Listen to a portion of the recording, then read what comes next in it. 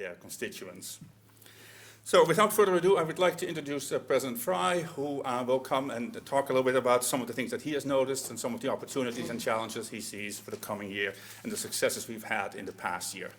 President Fry.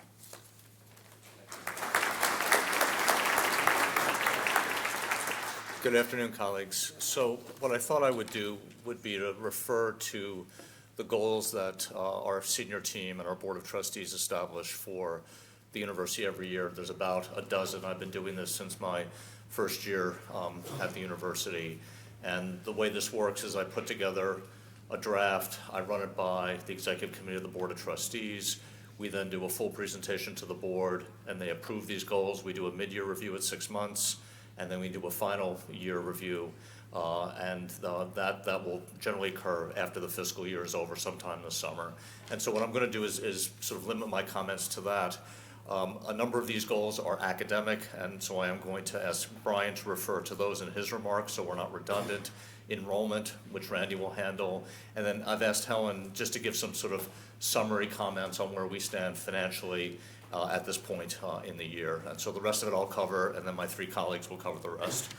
I did a series of town halls recently, and the first goal had to do with the continuing implementation of the strategic plan, which I think we did a pretty deep dive on, and so I'm not going to repeat myself here since I know we have limited time and we want to make sure that there are opportunities for questions. But safe to say, thanks especially to the work of Janet Fleetwood and her team, that we remain on track with the implementation of our strategic plan. As you recall, we implemented the strategic plan in 2011. By 2015, we felt we had made sufficient progress that we wanted to do a refresh, which we did, and so we now have a 2015 to 2019 strategic plan. In the fall, we'll sort of wrap up the initiatives and comment on them in a formal format, but I think a number of things that I'll talk about this afternoon will address those. So basically, we're on track with the refresh strategic plan.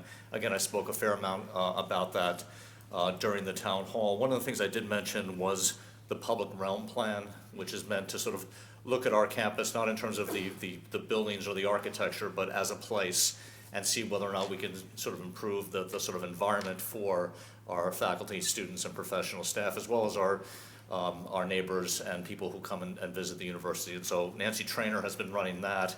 There have been a series of open forums, and we should be having a wrap-up of that over the summer. So that was sort of the first goal. Helen, maybe you can comment on responsibility center management as part of your presentation, so I'll leave that to Helen. Randy's going to comment on student life cycle management. I want to say a word about Drexel University Online. This is the first full year that Drexel University Online is now part of the corporate body of Drexel University. It used to be a for-profit, standalone entity. It is now part of the university's governance structure. We continue to expand our online programs, our corporate partnerships. Market penetration continues to be moving forward. This year, for the first time in our history, we'll exceed $70 million in annual revenue. We've also made a number of significant investments in improving course quality and student faculty support systems for adult online learners. We also have an investment plan that we're making along with 7 other colleges and schools to begin to stage new online degree programs. And so I think DUO under Susan Aldridge's leadership is moving definitely in the right direction. The next goal was to discuss a revitalized medical education and clinical relationship between Drexel University College of Medicine, Hahnemann University Hospital, St. Christopher's Hospital for Children, and Tenet Healthcare. I can't say a whole lot about this specifically today. We have a series of non-disclosure agreements with Tenet because they're a publicly traded for-profit company, but I can tell you I've been spending a huge amount of my time working on how to improve that relationship. And I think if everything works well, by sometime early next year, we'll have some positive news to report. But we've made a significant amount of progress in those discussions, and credit goes to Dan Shidlow and his team from the College of Medicine. We are in the final stages of completing searches, national searches for the Dean of the College of Computing and Informatics, as well as the School of Biomedical Engineering, Science, and Health Systems. Brian may want to comment on that, but we're sort of on the 5-yard line on both searches.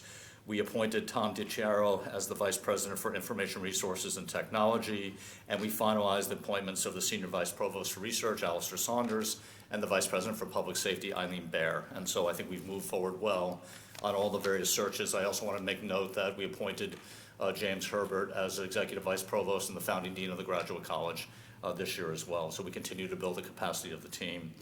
The next goal was to announce the master developer for the Innovation Neighborhood. You know, we've done that and we made a big rollout plan. We are working now on the first 3 projects for the Innovation Neighborhood, Drexel Square, the revitalization of the Bulletin Building, and then the first building which will be built new at 30th and JFK Boulevard. All those plans are moving forward on time. We also are rounding the bend and heading home for the 30th Street District Plan, which involves Amtrak and SEPTA and all the various other collaborating entities, which has gone through a series of significant public presentations and hearings. And I think by September, you'll be able to see the final plan, and it's an exciting one. Turning to facilities, we completed the renovations of 3 Parkway for the College of Nursing and Health Professions. We also opened the Scheller Family 11th Street Health Services Center. We've completed the demolition and the remediation of the University City High School site. We're opening the 5th grade at the expanded Powell School in September. We are now working on the financing for the University Assisted K through 8 STEM school at 36th and Filbert. We've made renovations to 3101 Market and the Basone Research Center for Engineering. We're preparing to open the Thomas R. Klein Center for Trial Advocacy at 1200 Chestnut Street. That'll be in December. The Perlman Center for Jewish Life, which will be in September. The Study at University City Hotel, which will be in October. We just broke ground for the child care residential apartment complex at 32nd and Race. We've begun the design process for the Corman Building and the Corman Quad at the heart of the campus right outside this building, which will open in the summer of 2017. And the big and exciting thing we're doing now is the program and planning study for a prospective physical sciences and engineering building for physics, chemistry, chemical engineering, and material science and engineering. And that will be an FLOT, and that will be a mammoth undertaking. That's on the capital side. We are closing in on our $120 million total fundraising goal for the university. We've just passed over about $103 million. David Unruh and his team deserve a tremendous amount of credit. That included a $45 million naming gift for the School of Public Health, which is the 2nd largest gift we've received in our history. The next goal focused on diversity and inclusion initiatives across the institution, including communicating our vision and commitments around diversity and inclusion, monitoring EEO plans for purchasing and construction, implementing human resources best hiring practices for professional staff and faculty, expanding admissions access for minorities, and increasing student engagement and education. I commented on these during the strategic planning town halls. This is an ever-evolving process. We need to continue to work at this, but I think we've made some good progress this year. And then last, we're making a significant investment in trying to make clear to the public what is co-op and what is the competitive advantage and the return on people's investment regarding co-op. We've hired Ogilvy and Mather, which is a New York advertising firm that will help us roll out at the end of the summer a major national campaign on defining the benefits of co-op and bringing them to all. So it's been a busy year, a successful year. Like anything else around here, it took a ton of people to get it done, many of them in this room and throughout the halls of this university. I'm very proud of the progress that we've made, but I also know that we have lots of things that we need to do together. So Brian will talk about what we're doing academically, then Randy will talk about the enrollment side, Helen will finish up on the financial side, and then Ludo, we'll turn it back to you for questions.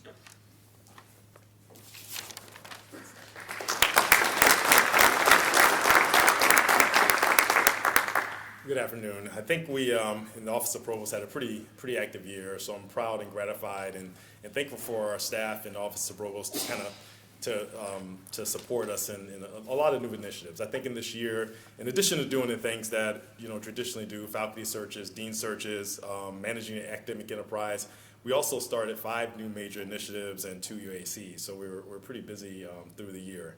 I'm going to talk a little bit about the things that we do, sort of the meat and potato things, and I'll talk about the initiatives and kind of where we are at this point. As President Fry alluded, we did have 2 dean searches this year. We had 4 candidates come in for CCI and 4 candidates come in for Biomed. Based on my measure, I thought we had some really good candidates come in, and they engaged with many of you and got a chance to see the community. We're pretty much at the 5-yard line, as he says. We're checking references and speaking to candidates. So my sense is that we'll actually appoint 2 new deans probably within the first or second week of June. So that's the timeline we're working on right now. So it looks pretty promising. I'm very excited about this leadership in the school, and I think it'll really make a difference to us as we move forward. Faculty searches. We approved 39 different searches this year that include 13 new positions and 26 replacements. With that, and based on the president's initiative of 4 years ago, I think we're just hitting president's initiative to go to 100 new hires. We're about 94, 95, depending on 1 or 2 that are kind of outstanding right now. So I think that's been phenomenal. When I take a look at it, we changed basically how we made the approvals this year. In the past, we kind of know, for many different reasons, we know that the searches will often be somewhere between 20% and 30% won't come for whatever reason. You didn't get the right candidate, or we make a decision to change the areas. There's a lot of different reasons why that would happen, but traditionally we were optimistic. We'd actually, I guess, optimistic and somewhat pessimistic, we would actually approve many more and then get to the 100%. This year, what we wanted to do was give deans the ability to kind of use any kind of failed searches to do strategic things. So we just budgeted up to what the budget was, and from that, I think we had about 15% of the searches that the schools decided not to complete. And from that, we actually had 4 strategic hires, and they were suburbs. So we had 1 strategic hire in Westfall, we had 2 in public health and 1 in engineering. I got the opportunity to speak to many of them personally by phone, and I think the model was really good. They enhanced some of our strategic research areas, and they also enhanced our diversity. Let me talk a little bit about some of the things that our senior vice provosts are doing. So our executive vice provost and dean of the graduate college, James Herbert, he actually was very interested in understanding kind of the nature of our program. So he engaged in a project that's actually looking at what our very distinctive PhD programs are, and also looking at our enrollments and distinctiveness in our master's program. So one of the studies that he's done in concert with our deans and their leadership is actually looking at the master's programs and kind of getting a sense of, kind of what programs we have, which ones are distinctive, what the enrollments are, and having our office look at ways to invest to enhance those enrollments. I think that's we would gather a great deal of strength by increasing the activity within our master's programs, because that's a place where we can actually build exciting new pedagogies, and we can also, frankly, be able to enhance our revenues with regards to the students that come to us in the regional area. So I'm thankful for the work he's been doing there. Julie Mostov, I challenged her to tell me what students from what countries seem to do well in our community. So she did a study looking at the origin of students who are in the top 15% of our class. That study is very interesting. We actually saw how students 6 years ago versus the ones that are 2 years ago, and kind of just see how they're managing. So our idea is that we want to nurture those types of relationships that we have in those regions as we decide how we invest in the students that are coming, and we want to also identify ways we can best help students who are coming from different regions. So that was a really nice study, and it's actually helping us to think about how we're going to move forward next year.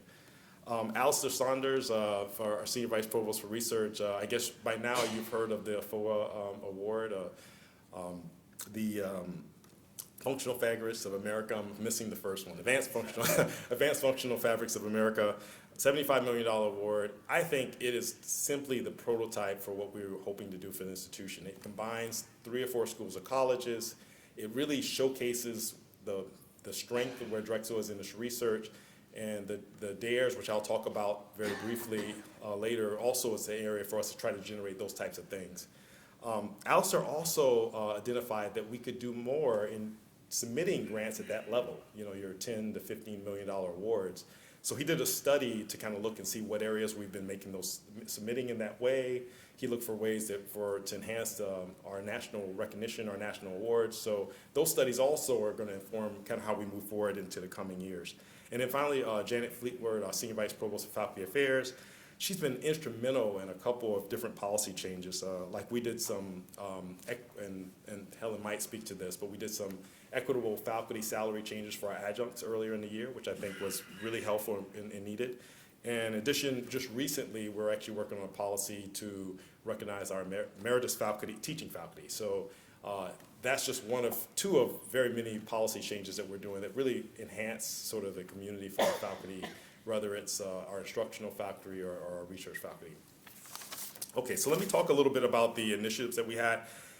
By now, you probably have heard MPVs and DARES. It's so much easier having the acronyms, but I'll define the acronyms. Market-driven academic ventures is our approach to do planning, sort of venture funds to support new master's programs or new, more programs that can help us reputationally and revenue generating. So early, I guess in partnerships with James Herbert and our graduate college, we released a call for MPVs. And we got 60-ish people who came to an information session and gave us initial ideas around MTVs. We got 25 proposals, and we had meetings over the last couple of days, and it looks like we're thinking about 4 or 5. It's hard. It is super hard, because we have great ideas. We've been tussling over it. We're actually going to have our UACs take a look at it, but I think at the end of the day, I think the community is going to be really pleased when they see the types of things that we're going to highlight, at least in this first year, and we plan to continue this. The Drexel Areas of Research Excellence, a similar type program. We had a call for proposals. This will be a planning grant for the for research clusters to kind of do some planning toward major awards or national recognition. So we had over 200 attended 2 information sessions, 41 proposals, and again, we are really struggling. I think we identified 9 to 10 clusters that are just simply great. So we had planned for 4. We're trying to squeeze to 5. We'd love to have 7. I say all this in the presence of our president, but okay. But I think we'll have to narrow it down to 7 in some way. But I think, again, it's another really exciting area. And I really want to thank the community. I was so gratified by the interactions that we had during those information sessions. They were fun events. And I'm looking forward to us doing things like that, because I think the energy, the interdisciplinary conversations. I had a group, I think Alistair shared this, a group said, "I dare you not to fund us," because we're going to do it anyway. So all the puns, they punished us with all the using the words, so it's great. One thing that I just recently announced, and this will be coming into next year, is innovations in pedagogy, implementations, and reflections, a similar DARE MPV, but we're looking for new pedagogical approaches to how we can enhance our classroom. So this year, thanks to Don McEachran, I see him, and Steve DiPietro, they teamed together, and I said, I'm going to fund a pilot, and the pilot will be based on Don's, his inspiration of EduMeans, which is like a small sample course, a module, that teaches a fundamental aspect of a course. So imagine if we wanted to teach, one grammatical course in computing, one programming syntax. How do you do that in a really interesting way using video and animation? So we gave this to the graduate students, and we said, just give us the ideas, and we're hoping to have an information session with the graduate students and the faculty to kind of talk about those ideas, and then we're hoping to fund 4, if we can, to kind of go through and actually create these, and then we'll share those to the community with the hopes that that'll generate the idea of doing more of the same. I think we actually announced that a few days ago or last week. These days run together. But I think we already have 2 or 3, so it went very fast. I think it's 3 more weeks, so that's pretty exciting to kind of see that happening. But next year we'll do a DARE MPV type of thing for this for faculty as well. 7 Provost Fellows, I don't know if they're here. Dr. Cameron Abrams, from Professor of Chemical Engineering. Nope. Ulrike, I don't think I've ever said this out loud. Alton Mueller-Lewis, Associate Professor in Architecture. No? Wow. I don't see Brett Asbury from the law school. I'm going to have to stop announcing. But Dr. Rudis Foster, Associate Dean, he's in the School of Education. It's Brian, this one representing. Dr. Timothy Kurzweig, I saw Tim coming in. Associate Professor in Electrical and Computer Engineering. Dr. Jason Silverman, Associate Professor in the School of Education. And Dr. Mitra Tahiri, Associate Professor in Materials Engineering. So they have been doing these exciting new, just a breath of fresh air in the Provost's office. They're working on very forward-looking initiatives to kind of enhance the way we do our academic mission. Finally, we started a Dragon 24 group, and this is undergraduate students, all levels. I mean, not undergrad, we actually have a law student, a PhD student, we have a professional student, And they have come together. They want to be promoters, and we came up with 24 because the next Zodiac, Chinese Zodiac Year of the Dragon is 2024. We want to celebrate all the things we'll do between now and then. I did see Nora. I asked them to come. I saw Nora who came. Is there any other Dragon 24 here? Eric, Nora, could you stand up? So.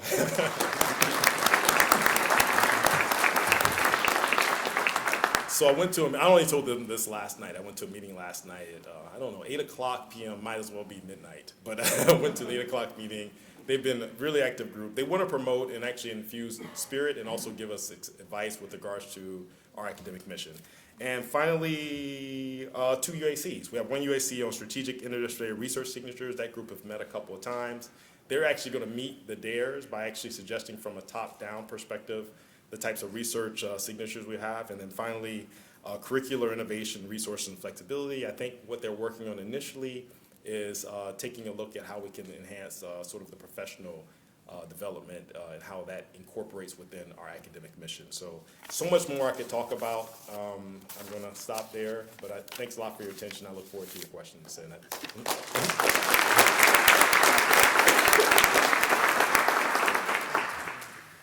Good afternoon, everyone. Thanks so much for the invitation to be here. I want to share some thoughts on student lifecycle management and some of the initiatives that we put in place over the last year and the outcome of some of that, and then talk a little bit about enrollments. So for those of you that haven't heard me talk about this before, student lifecycle management is really our perspective, our approach to how do we support students to be successful from our very first interaction with them as suspects, prospects, all the way through graduation. And enrollment management and student success was created to help really facilitate thinking about that model and moving that model forward. And it's really a group of offices that have pretty significant influence or impact on the student experience, from admissions and financial aid to student life, institutional research. There are a number of offices that make up EMSS. And one of the, well, first and foremost, I think we've made huge progress and affected a lot of change over the last year and a half or so, 2 years. And that doesn't happen by accident. So with the support of the president and the other SVPs and EVPs of the university and a lot of incredibly talented folks in the colleges and schools in enrollment management and student success, I think we've been able to affect that change pretty well. So one of the groups that I work with in thinking through how do we change business processes and practices and policies, eliminate hurdles so that we really do put students in the best position to be successful, is the Student Lifecycle Management Steering Committee. And it's a group made up of faculty members, staff members that really have their thumb on the pace of what happens at the university. And they're probably the best group that I meet with in terms of keeping me informed, bouncing ideas, helping us think through how we really can improve the student experience. And I want to thank them. A number of those folks are in the room, so I really appreciate their input. So what are some of the things that we've implemented?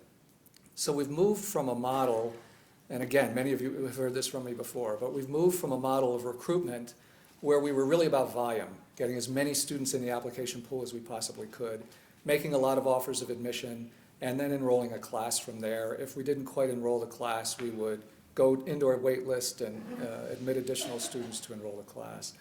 And we've moved from that volume model to a model that says, let's look for students who really understand us, understand the value proposition of a Drexel experience, understand co-op.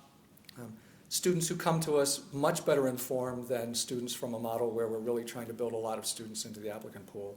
And our strategy, our hope, our thought in moving in that direction was that these students would be more likely to stay, to persist. We're looking for students who are better prepared academically, for students who, again, really understand what co-op means, understand the value of that in a curriculum where we're combining a great academic experience with professional exploration, career exploration.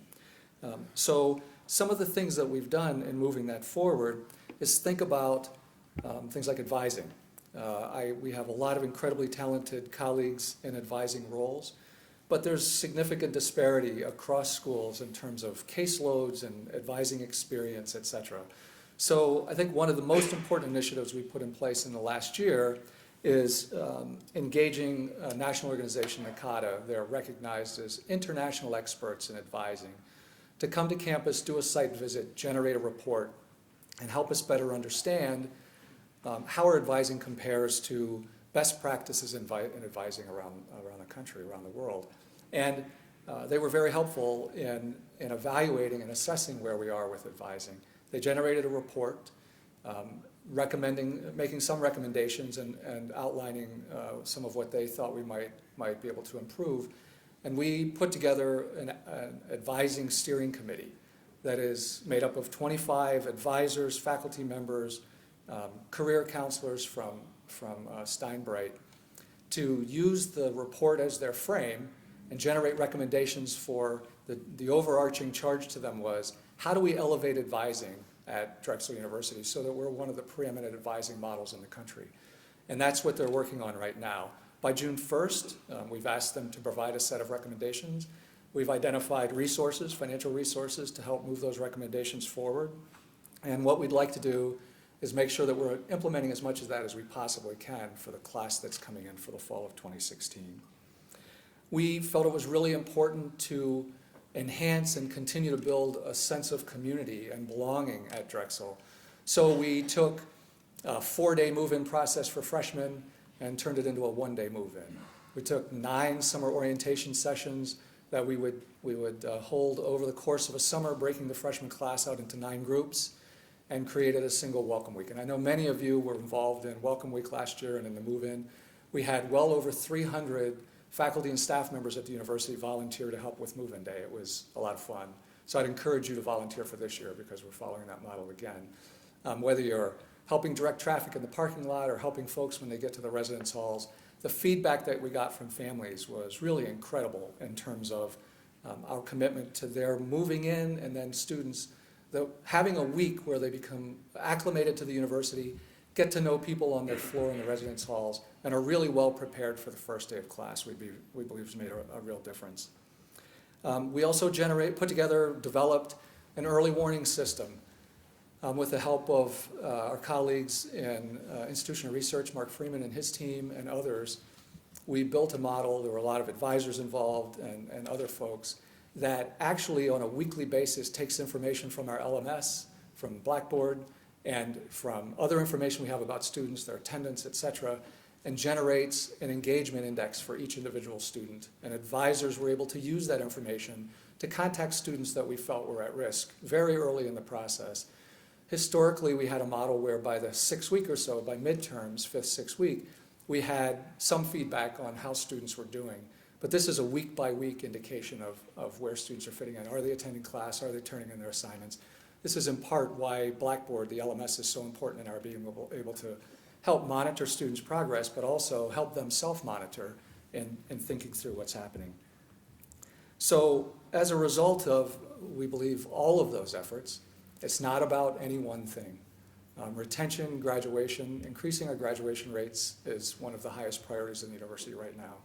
And it will take a combination of right fit students, excellent advising, faculty engagement, coaching, mentoring, making sure that we're not making it more difficult to navigate through the university than it is to earn a degree, sit in class and earn a degree, be involved in the academics and the career exploration. All of those things are going to be important for us. But as a result of what we've put in place just in the last year, as I said, a lot of change. We've effected a lot of change in a short amount of time. And there are certainly days where I feel like we are all running downhill just about as fast as we can and kind of tipping over on our noses. We've realized a little over 3.3 to be exact, percentage point increase in retention for this freshman class through the 3rd term compared to last year.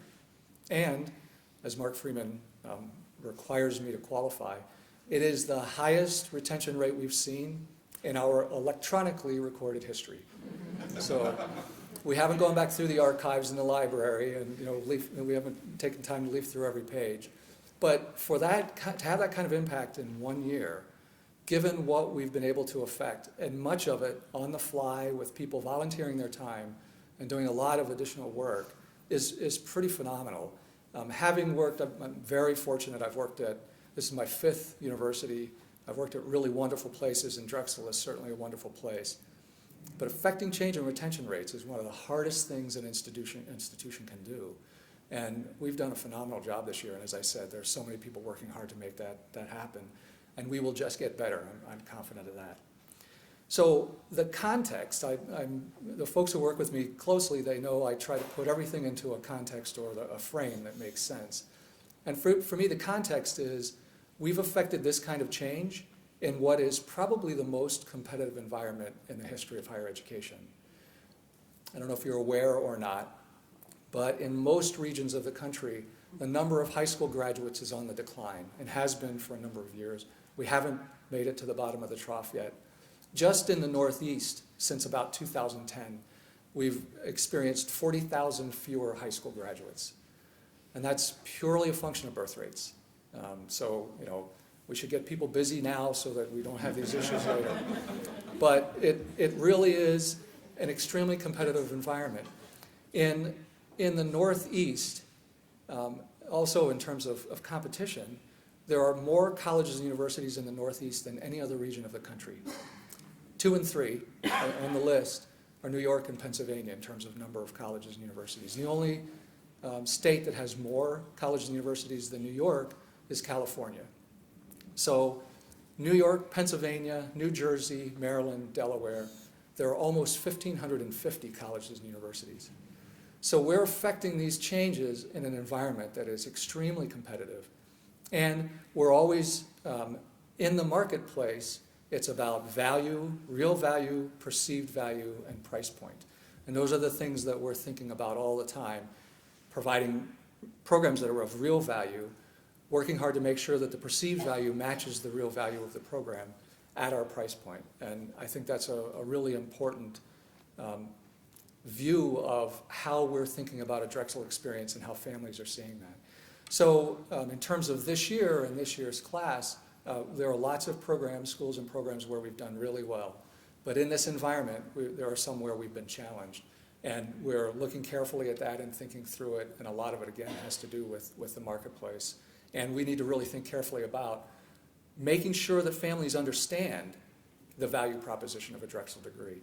I don't believe they understand co-op well at all, even though we work really hard to make sure that they do. And I think this Ogilvy engagement is going to be really critically important for us from a, not just how do families, especially and guidance counselors who are some of our most important partners, but how do people understand co-op? How can we capture kind of in a visceral way the sense of what co-op actually means? I mean, the fact that we're really graduating professionals, how do we capture those kinds of notions? How do we make sure that families understand that the price structure, the billing structure, the investment that they make is not a 5-year degree at $71,000. You're not paying tuition when you're on co-op. And it's really a 5-year degree, a 5-year experience for a 4-year price. We need to think through, we need to make sure that families clearly understand it, and that's where we're working. So we have some challenges,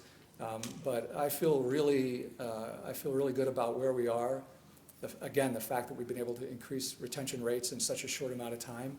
There's still a lot of work to do, and we're not at the end of this path. A lot of this doesn't happen over just a few years.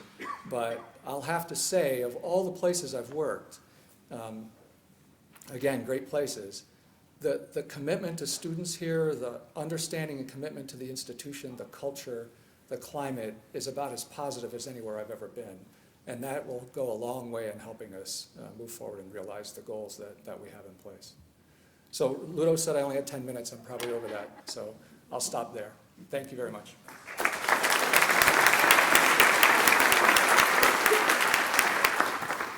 So Ludo, I don't know if the dim lights plus numbers are going to make my presentation easy for me to keep everybody awake, but I'll do my best here. So I'm going to go over fiscal year 16 at a high level, as well as just give you a brief summary of the balanced budget that we presented to the board for fiscal year 17. So our fiscal year 16 numbers are doing wonderfully. We have a revenue side of the budget that's $13 million better than budget. And so the way we were able to accomplish that is primarily through designated and restricted. The Dornsife Family Foundation gift is a big contributor to that positive variance, as well as other designated revenues. An area where we're keeping our eye on, as Randy said, is our net tuition and fees. Half of the variance, we're missing budget by 1%, which isn't bad on a $1 billion budget on the net tuition and fees. 0.5% of that is student fees. We are becoming a more student-focused university, and as a result, we didn't have as many fees on our students this year. This is a good thing. I was glad to miss this number, and we right-sized that for fiscal year 17. The other half is our increased commitment to financial aid. So we had a slightly higher discount rate than we had originally budgeted for. Again, it's an initiative that I'm glad for the variance for this year, and we right-sized that for fiscal year 17. So on the revenue side, we have really strong numbers. On the expense side, we're doing very well also. We are $4 million lower than budget on the expenses, and it's primarily due to the fact that we moved from annual bill to term billing about 2 years ago. Again, another student-focused initiative, moving away from that annual bill. But when we moved from annual to term, we knew we were going to have an influx of revenue for a short time frame before it moved itself out of the system. I put a hold on that revenue so we wouldn't spend it, so that now we're getting that out of the system. So that hold is unspent, and that's a good thing. So that's a good part of the variance. And then the other reason is we're all healthier. Our medical expenses are $5 million below budget again. I think this is the 4th year in a row. I know that I cannot count on this forever, but please remain healthy, and I'll continue to have that positive variance. And so those are the big part of why we're doing so well. We're doing great in fundraising. We're doing great in managing our expenses. President Fry asked me to talk about RCM. I thank all of you for going through this 3-year transition with us. We're learning with you. We are understanding the limitations of some of our data. We've cleaned that up over this 3-year period, and we've really worked with all the schools, colleges, and other primary units to implement RCM. We are going to full implementation in July, so this will be a fun time for all of us. We will continue to work with all the schools and colleges on a monthly basis, so you're fully understanding where you are, and then we can help you. We are here to help you, and we are going to get through this together, and RCM has really been a positive contribution to the university. It's led to a lot of good conversations between all of us, and it's led to collaboration and transparency that this university has strived for many years. So that's fiscal year 16. We are doing very well and better than budget. And then I wanted to talk to you about fiscal year 17. So 17, we have a balanced budget that we presented to the Board of Trustees. It does include significant investment for academics. It includes, as Brian said, 13 tenure track hires. We're almost at our goal at 100.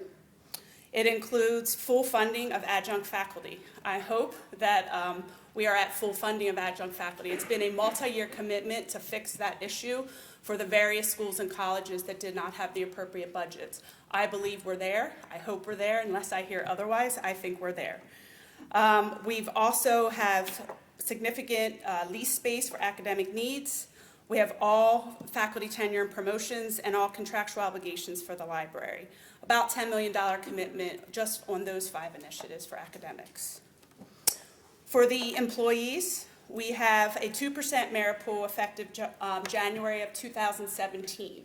If we're able to outperform any of our projections, we would like to try to create an equity pool in addition to that, but right now I have a 2% merit pool. Continued support for the enhanced 403B plan. All fringe benefits are fully funded, and we also have some contingency funding in there and all contractual obligations. So we have a very strong budget for 17 that's balanced, and that was approved by the Board of Trustees last week. So I think I beat Randy, and I'm less than 10 minutes, but I'd be more than happy to answer any questions once we open the floor. Thank you.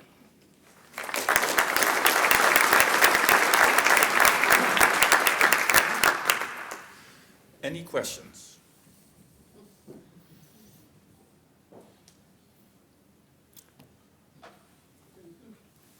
Mike? What size freshman class is the budget based on? On what size freshman class is the budget based on?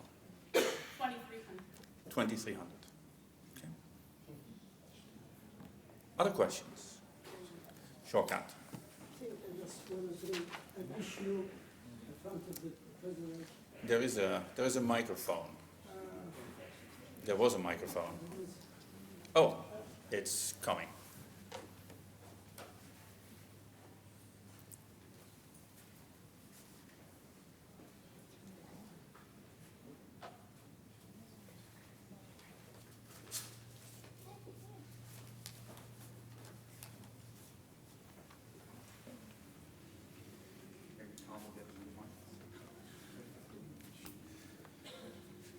going to have to come here. The microphone is not working. Okay, I'm not part of the team, so I'm just an outlier. I just want to bring this issue to the attention of the President, and this issue is about linking the merit increase with doing these policies, conflict of interest, and those videos that people watch. And it hit a few people this year where they did not get merit increase, and some of these people are one of the most accomplished people in the university. Some reason could be that they did not see the emails, they went into the spam. Some people are not very good at technology, and some people were very busy doing research and teaching our students. I think this policy is extreme punishment, because if you miss the merit increase one time, which is like, say, $2,000, and you work for the university for 10 years, you will miss $20,000. If you work for the university for 20 years, you will miss $40,000. What I suggest is that in this merit increase, there could be a component that could be linked to completion of those policies and those videos, and that could be a small component where the person who doesn't finish could not get that portion. I don't know that what would that person be, but to eliminate all the merit increase for the lifespan of the person, I think this will stay with the person even after death, because it affects social security, it affects retirement, it affects the survivors of those persons after he or she dies. I think the problem is small now, it's gonna get bigger over time. I think we should solve it. Thank you. Anybody want it? Okay, the microphone, yeah, I got it, but it's not working. Okay, yeah. Okay, so it's been noted and recorded. Okay. Other questions? Yes, in the back. You're going to have to speak up. Our microphone. I think I can do it. Yes, you can.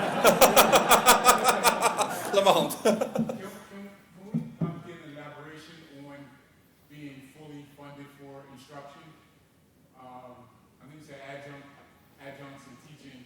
Can you just elaborate on that process and where we are?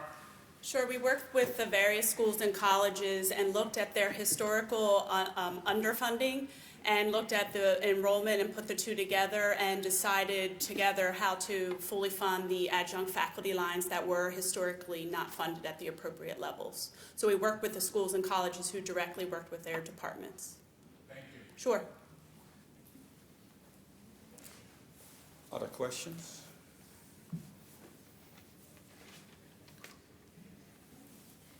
I'm just looking for a piece of paper. Ah, yes. This is sort of a big picture question. I come from an urban education background, which is an interdisciplinary field of study, and I've heard a lot about that sort of in various pockets here at Drexel, but I'm curious about how the leadership is thinking about interdisciplinarity moving forward. You know, we're all trained as psychologists or physicists, and so I think it's a challenge in this moment when the world is sort of getting smaller to think about how we work together. Certainly some of the provost initiatives recognize that and work together, but I'm curious about how the university at large sort of thinks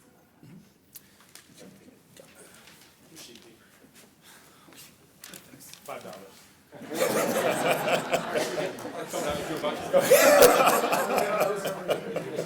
It goes back to your budget. You know, we have a large number of schools and colleges here, and you know, one thing that I've made note, been to several universities that, and we identified this year with the number of interdisciplinary connections we made, just in one initiative, one planning. We offered a small amount of planning grant, and we had a lot of interconnections. I think what we have to do is we have to take that further. We have to look at our programs. We have to look at our curriculum. And we have to look at it in such a way that we're looking for those clusters that make most sense to us. So I'll give you one example. Oftentimes when we have PhD programs, we like to do it within a particular program, within a particular department. So each year we get applications from each of the programs separately. In any given year, you might have more in one and less in the other, but we try to fund them in a straight line. sometimes it makes sense if the programs are sufficiently interdisciplinary to kind of put them in more of an umbrella, more of an interdisciplinary program, so that in any given year, the best students for whatever track, if you will, would actually have that opportunity to come, and we can actually right-size our organization based on the best students in any given year. So I think as we think about the institution being more interdisciplinary, we start breaking down walls and silos and say, look, you know, we're gonna really have strongly connected schools and colleges. We're gonna look at how our programs can be well interconnected. We're gonna talk about faculty that span both schools and colleges. So if you know, I'm a computer scientist, so I'm going to pick on CCI. If we wanted a computer scientist that was an expert in hospitality, we hired in hospitality so that we kind of have that span. So I think we have to think about that in terms of how we move forward and how we make our plans. You know, in the best possible view of the world, I think we look at not just the DAREs that we award, but we look at all the DARE proposals. And as we think about how we invest in strategic faculty, whether that's teaching or research, we make investments in those core areas and try to build up those areas, which will actually give us that. I know James and group has been working working diligently about the physical science building being a physical manifestation of that same type of policy and principles. So it's kind of, I think it's got to be organic. We have to think about that, you know, across the board. Hopefully that's a long answer. Hopefully that's the accurate one. So I'll add in also that RCM itself promotes this as well when you have the School of Record and the School of Teaching both getting split of tuition revenue, as well as the One University Fund that we're creating. We're going to look first to interdisciplinary type programs for funding, and so we're trying to promote it through RCM as well.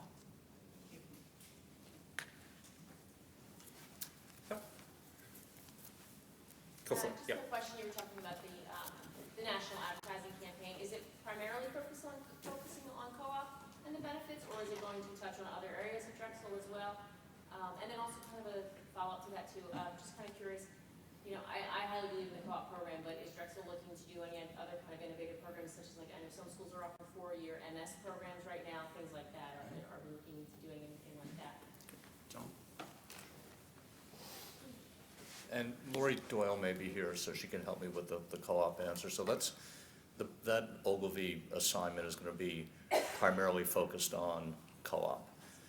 And they're sort of helping us take the whole thing apart in terms of how we explain. When we say co-op, we know what we mean here.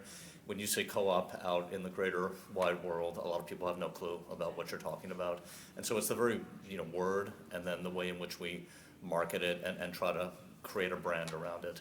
So it'll be primarily focused on that, but in light of some of the pressures that Randy talked about, and we met with the group last week, and they're coming in to sort of show their creative in about 2 weeks. We asked them to focus specifically on parents and on other people who are influencers of where students think about where they might want to go to college. And so we've sharpened our focus up on the sort of influencers and decision makers when it comes to matriculation. And so that'll be a sort of subcategory. Now, after that, we'll get a lot of feedback, and there might be some merit to sort of extending this and focusing on certain programmatic areas and things like that. But right now, the big spend is focused on co-op. And then in terms of creative programs, I think, you know, maybe Brian or James can address this, but we are, for example, in the law school, we just graduated our first cohort of 2-year law school students. And so I think every dean is thinking about whether or not you combine undergraduate, you know, with a master's degree, accelerated type programs. We're all over this right now because, frankly, given the pressures that Randy has outlined, we have to get a lot more innovative and deliver a lot more value than I think the market is perceived we're delivering right now. And so part of the, I guess, the DAREs and the MPVs, particularly I guess the MPVs, is to promote this kind of thinking. Can we kind of bend the, you know, the cycle of time people spend here? Can we put more value into the equation so that maybe there's 2 degrees instead of 1 degree? We're open to all of that stuff. Thank you. Hi. Just 2 questions, but unrelated. The first question is, I'm very excited we're having our graduation at Citizens Bank. My question on that, is it just a 1-year experiment, or we booked for several years out for the ballpark?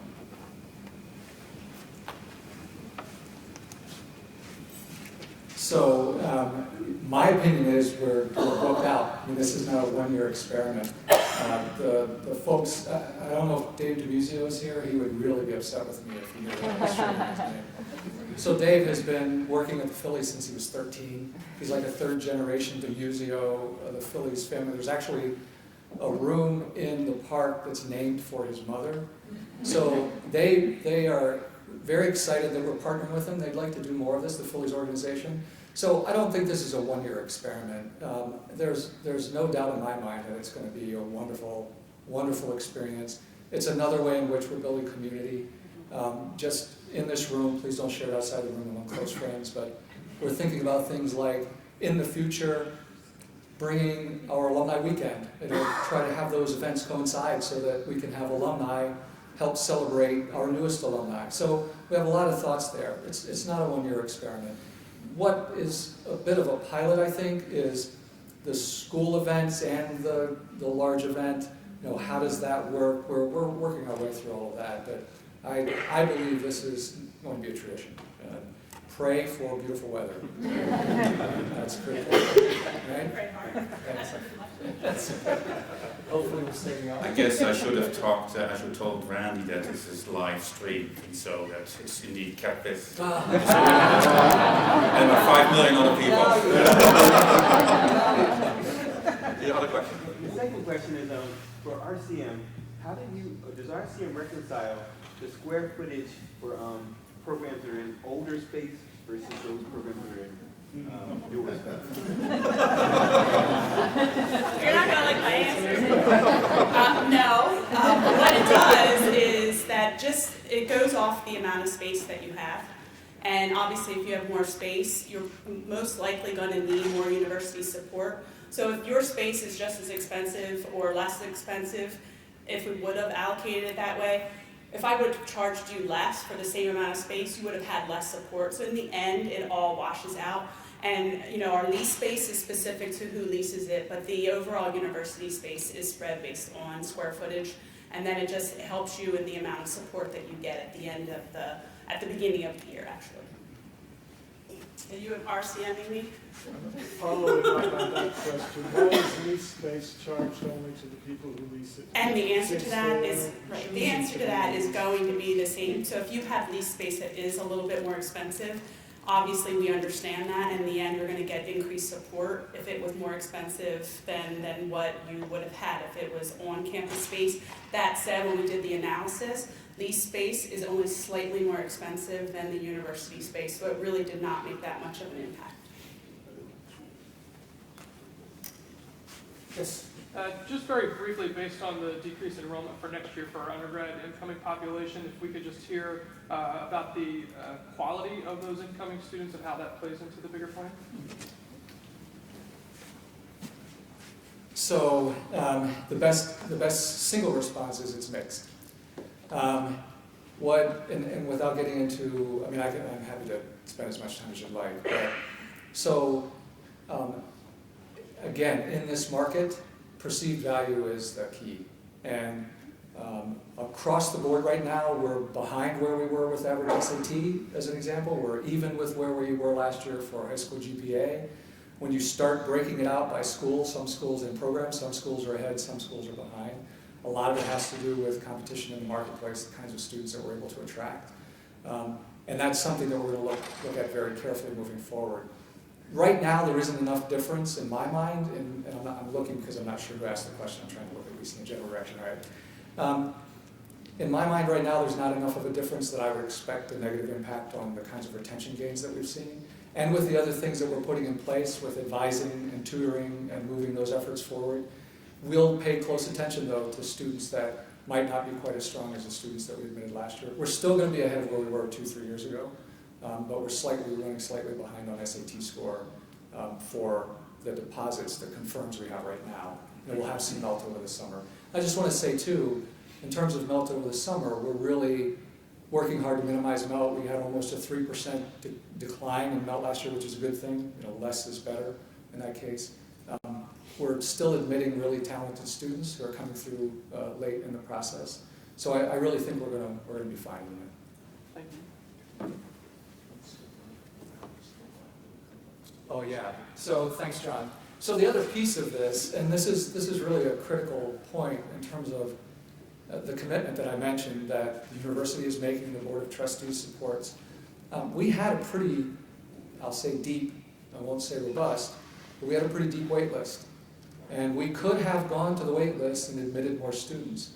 But we would have completely, to your question, we would have completely undermined our efforts to make sure that we're getting students that are going to be able to stay and that we're supporting them to be here. So as I share, this is way more than I think you want to know, but as I always share with new presidents and new colleagues at institutions, we have a list of enrollment goals that are things like academic profile, net revenue is critically important, diversity, there are a number of them, and they're not always compatible. Sometimes they're competing. So net revenue versus academic profile and retention, we're trying to balance, not a complaint, just a fact, we're trying to balance not just enrolling a class, but enrolling a class of students that we think will be well prepared to stay and that we will support to stay. And those two things are sometimes in contention. So we could have gone to the wait list. It would have really, in my mind, devastated our academic profile and moved us back several years. So we didn't do that. And it takes a strong university to make that kind of commitment, to say this is an investment in our long term, not just in the short term. And thanks to Helen and the folks in the budget office, we have ways to manage our way through that. All right? Question, don't hate me for this question, but given what's happening in the federal initiative in regard to sensitivity to gender identification, in our new buildings, in our current buildings, what is our policy in terms of how we're going to identify with our bathrooms? How are they going to be configured? So fortunately for us, we do have many bathrooms already that comply with the initiative. And that said, we do have a group looking at what we can do and what we need to do moving forward to ensure that all of our transgender students, faculty, and staff feel comfortable at Drexel University. And so we've had 3 or 4 meetings already, but we are fortunate in that we have many single and unisex type bathrooms already on campus. And we don't hate you. Rob.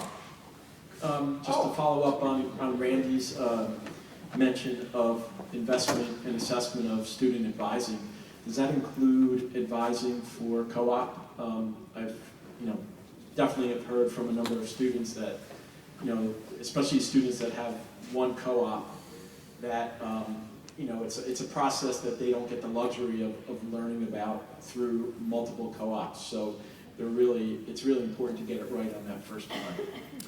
It's a great question. So this advising steering committee, the reason that we're not calling it an academic advising steering committee is because there are folks from Steinbreit on the committee. We're thinking about how do we improve, I think in a lot of ways we're doing a great job, but how do we improve the interaction between academic advisors and career counselors, and especially in the 4 co-op model, how do we get students engaged earlier in the process. There needs to be a better integration of that. Part of the reason that doesn't happen, and I think this is really important to understand, we have amazing people working in advising roles. Some more experienced than others, certainly. But we also have advisors with 500 student caseloads. And when you have 500 students, it's pretty difficult. It's, again, not a criticism, it's just a fact. It's pretty difficult to do more than just manage course selection. Advising is about so much more than just course selection. And if we're really going to integrate career counseling and professional development with academic advising, we have to make sure that people have reasonable caseloads. So what I expect, not that we've stayed completely out of the, I think it's important for you to know, I've stayed completely out of the advising steering committee's recommendations, but I'm confident that some of what we'll get is what are appropriate caseloads, what is the appropriate structure, what would consistent training and onboarding look like, and how do we better integrate not just the career counseling that comes from the Steinbreit folks and counseling about co-op, but professional development with the academic experience. I think those are all things that are going to come out of the report. I'm really excited about the possibilities even for this coming fall. Randy, just say a word about the potential financial investment that we put against the report's recommendations. So, Okay, so the president has given me permission to share with you that we've put $2 million aside to invest in advising. And it's really hard to know exactly what that's going to look like until we have the recommendations, but I think we will invest the entire $2 million pretty easily. So this is just the beginning of making this better. If you are a student of retention and graduation, all of the literature talks about the importance of academic advising, of social and academic integration. And for us, with co-op, the career counseling is a critical component of it as well. So thanks for the question. Does the university have any plans to increase funding and scholarship for master's students? I missed that. Increase scholarship? Does the university have any plans for increasing scholarships for master students?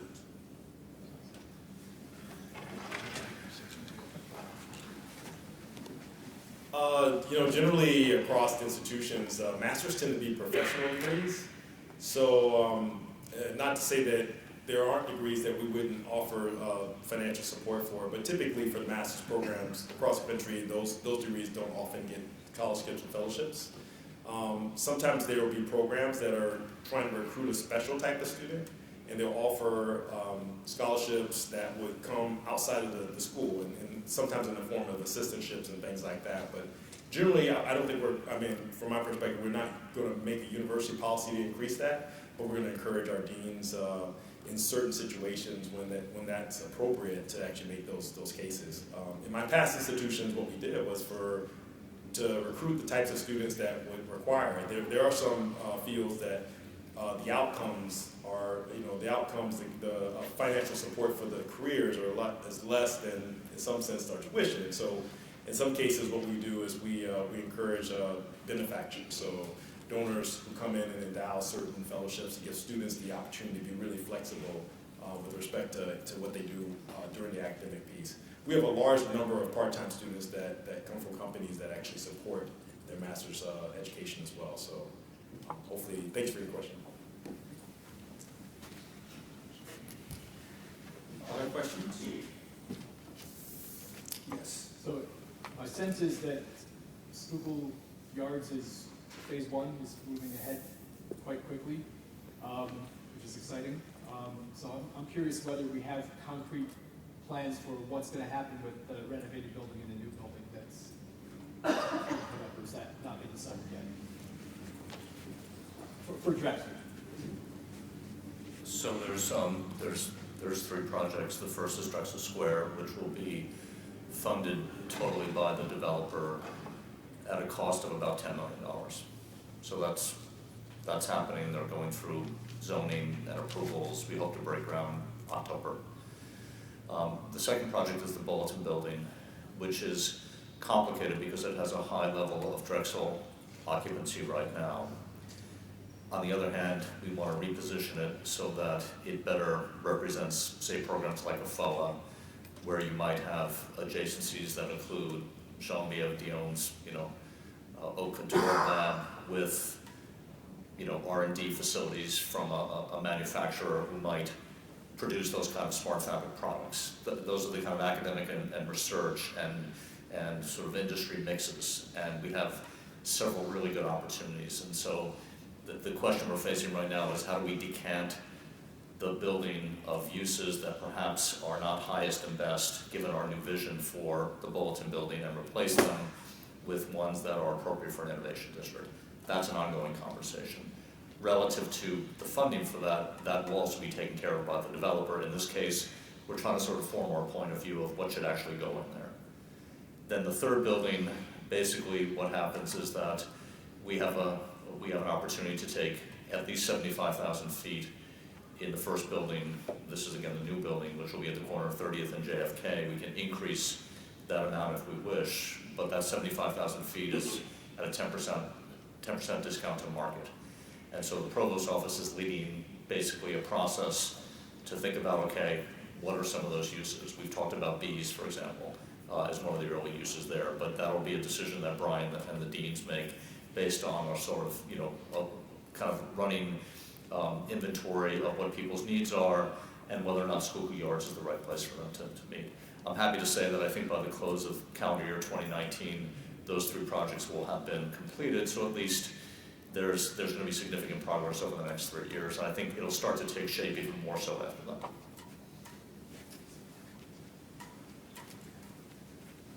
So, you know, and I also want to thank our deans, their leadership over the year. You know, my estimation has been great. We actually had we sat down, just the deans and myself, and had a working session where we talked about ways to enhance sort of our recruitment and enrollment into next year. The next meeting we're doing is actually looking at Schuylkill Yards and thinking about the types of programs that are there. We're also going to do sort of a 2-hour sort of bringing the community together to talk about it. I was just looking for the date. It's June 22nd. You're not going to remember this. 2 o'clock and 4 o'clock. But that's the time. We're going to try to invite members of the faculty from different areas, and it'll be more of an academic conversation. And my sense is that if we talk about the academic spaces independent of the facilities, about things that we think may make sense one block over, and how that would interact with the programs that we have, we'll have a different type of proposal, the type of spaces. Now, to be quite honest, I think I'm optimistic that there will be some areas that we suggest that will make most sense, but I think it will probably challenge a lot of areas, and we'll have a really nice interchange. But I think there's got to be some matchmaking in the end, but I think by having a very sort of separate conversation academically about what spaces may be most appropriate there, I think we'll put a good proposal forward and have the ability to kind of really have this deep discussion. So I think it's June 22nd, 2 to 4. If you're really interested, just send me an email and I'll make sure we get it on the list. But we're going to probably do some cherry picking as well to figure out the initial group. And I don't think that's the end of the conversation. I think that's the beginning. Thanks.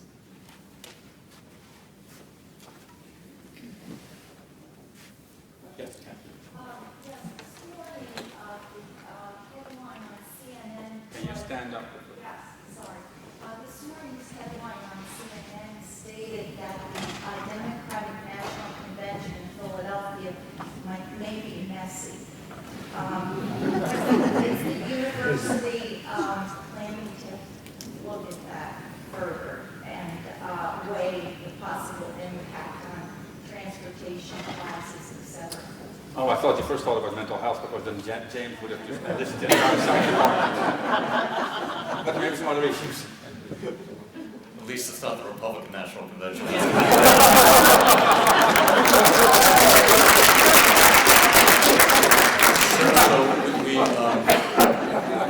We have various roles, both financial and logistical, involving supporting the convention. As a committed civic institution like all others, we're trying to pitch in and do whatever we can to help accommodate all the guests and all the activities and the events. And we'll be sponsoring a number of events, one of which I think in particular is going to be great, which is we're hosting, I think, all the international consuls. I think there are about 150 of them that are coming to the Union League, and we're going to be having a kind of reception and symposium for them that will be sponsored by Drexel. So everyone is being asked to sort of chip in and do something to support the convention financially. And then logistically and operationally, I'm on the finance committee. We have a whole bunch of other people who are involved in thinking about, okay, what does this actually mean in terms of mass transportation, activity in the city during, the week leading up and the week during.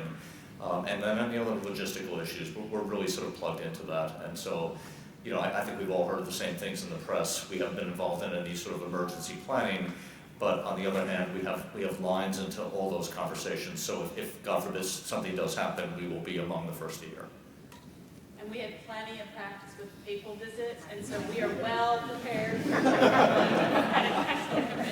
It's particularly an issue for Center City campus because we're right downtown, Exactly. only a few blocks away from the convention center. So if there are Michael's saying that this has a particular impact on the Center City campus. And again, we're sort of plugged into all of that. classes, all of that might be Yeah. affected. In fact, Helen, we should just, make sure Eileen is also dealing with the Center City District as well. I know she is, but I'll follow up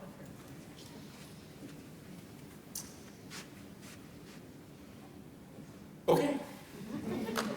So I would like to thank a few people too, besides Jackie, for helping to organize this. There are 7 people who I really want to thank as chair of the Senate. Those are Michael Wagner, Joan Wiener, Masoud Sarouche, Eva Thury, Hope Ursa, Michael Kennedy, and Kevin Owens, who are chairs of the committees of the Senate, who have been working very hard this past year in building relationships both at